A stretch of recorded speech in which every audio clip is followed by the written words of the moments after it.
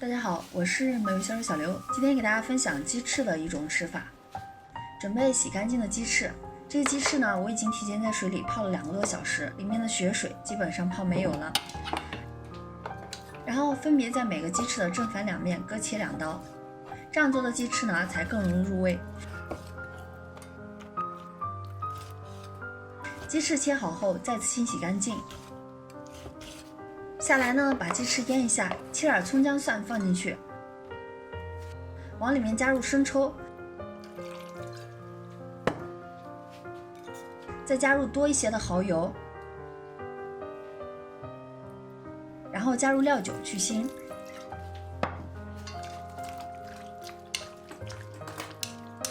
搅拌均匀后，用保鲜膜盖住，放冰箱里面冷藏半个小时左右。这样做鸡翅的时候呢，才更加的入味。锅里倒入适量的油，油热以后，倒入腌好的鸡翅进去翻炒。刚才腌鸡翅的调料汁呢，也倒进去。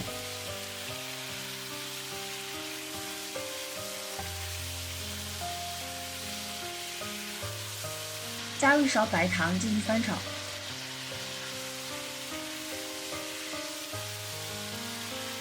然后倒入啤酒进去。啤酒呢要能刚好淹没鸡翅就行。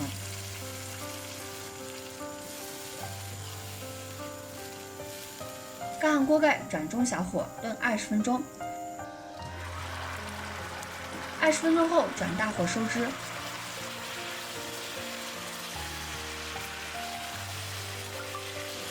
最后等到汤汁浓稠的时候，关火出锅。好了。咱们这个鸡翅就做好了，在上面撒些白芝麻就可以开吃了。这样做的鸡翅色香味俱全，看着就流口水，而且做法呢非常的简单。今天的视频就到这里啦，咱们下期视频见。